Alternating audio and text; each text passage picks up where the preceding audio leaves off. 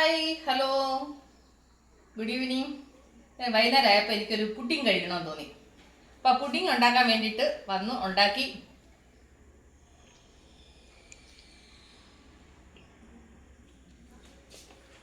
നല്ല ടേസ്റ്റി ആയിട്ടുള്ള banana pudding. അപ്പോൾ നമുക്ക് സമയം കളയണ്ട. ഇതെങ്ങനെ ഉണ്ടാക്കുന്ന നോക്കാം. സിമ്പിളാട്ടോ, വലിയ പാടൊന്നുമില്ല. അപ്പോൾ നമുക്ക് അധികം നേരം കളയണ്ട. നമുക്ക് ഇതെങ്ങനെ ഉണ്ടാക്കുന്നത് നോക്കിയിട്ട് വരാം. ഓക്കെ. അതിനുവേണ്ടി ഒരു പാൻ അടുപ്പേ വെച്ച് ഇതിലേക്ക് ഞാനൊരു 2 ടേബിൾ സ്പൂൺ നെയ്യ് ഒഴിച്ചു. എന്നിട്ട് ഒരു ഏത്തയ്ക്ക ചെറുതായിട്ട് അരിഞ്ഞത്, അതിൻ്റെ കൂടെ കുറച്ച് ബദാമും കൂടെ ചെറുതായിട്ട് അരിഞ്ഞ് ചേർത്ത് എന്നിട്ട് നന്നായിട്ട് നമുക്കൊന്ന് വഴറ്റാം. അപ്പോൾ ആ പഴം ഒന്ന് വെന്ത് വരുന്ന നേരത്തിന് നമുക്കിതിലേക്കാണെന്നുണ്ടെങ്കിൽ ഒരല്പം പഞ്ചസാര ഇട്ട് കൊടുക്കണം. ഞാൻ 1 ടേബിൾ സ്പൂൺ പഞ്ചസാര ചേർത്തു. എന്നിട്ട് അതും കൂടെ ചേർത്തിട്ട് നന്നായിട്ടൊന്ന് 2 മിനിറ്റ് ഒന്ന് മിക്സ് ചെയ്യുക.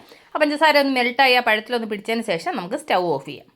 അതിനുശേഷം ഒരു പാത്രം എടുത്ത് ഇതിലേക്ക് ഞാനാണെന്നുണ്ടെങ്കിൽ 2 കപ്പ് പാലെടുക്കുന്നുണ്ട്. എന്നിട്ട് അതിലേക്ക് ഞാനാണെന്നുണ്ടെങ്കിൽ കോൺഫ്ലോർ ആണ് ചേർക്കുന്നത്. 3 ടേബിൾ സ്പൂൺ കോൺഫ്ലോർ ചേർത്തു. 1 ടേബിൾ സ്പൂൺ പാൽപ്പൊടി. അതിൻ്റെ കൂടെ തന്നെ പഞ്ചസാര ഞാൻ 4 ടേബിൾ സ്പൂൺ പഞ്ചസാര ചേർക്കുന്നുണ്ട്.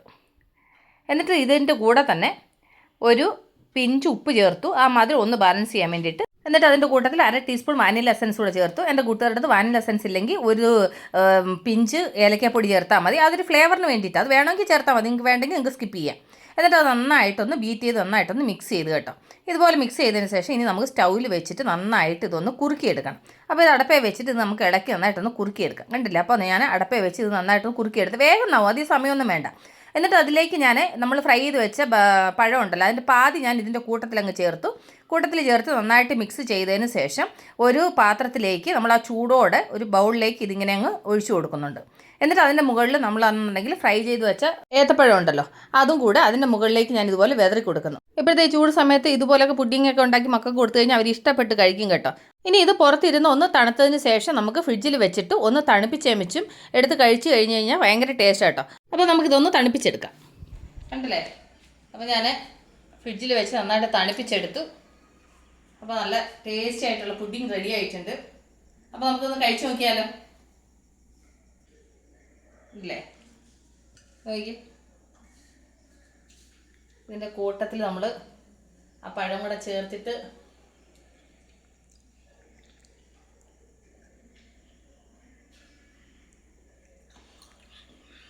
വേറെ ലെവൽ.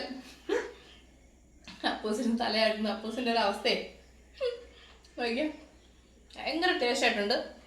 അത് തണുപ്പിച്ചെടുത്തപ്പോഴത്തേക്കും ഭയങ്കര ടേസ്റ്റ് കേട്ടോ. അപ്പോൾ എൻ്റെ കൂട്ടുകാർ മിസ് ചെയ്യാതെ ഇത് ട്രൈ ചെയ്ത് നോക്കുക. സിമ്പിളായിട്ട് ചെയ്യാൻ പറ്റും, പക്ഷെ ഭയങ്കര ടേസ്റ്റിയാണ്, വലിയ പാടൊന്നുമില്ല. ഇപ്പം എൻ്റെ കൂട്ടുകാർ എല്ലാവരും ട്രൈ ചെയ്യുമെന്ന് ഞാൻ വിശ്വസിക്കുന്നു. അപ്പോൾ ഞാൻ ഈ വീഡിയോയുടെ വൈൻഡപ്പ് ചെയ്യാണ്. അപ്പോൾ നമ്മൾ ഉടനെ തന്നെ അടുത്ത വീഡിയോ വീണ്ടും കാണുമ്പോൾ take care, bye, see U.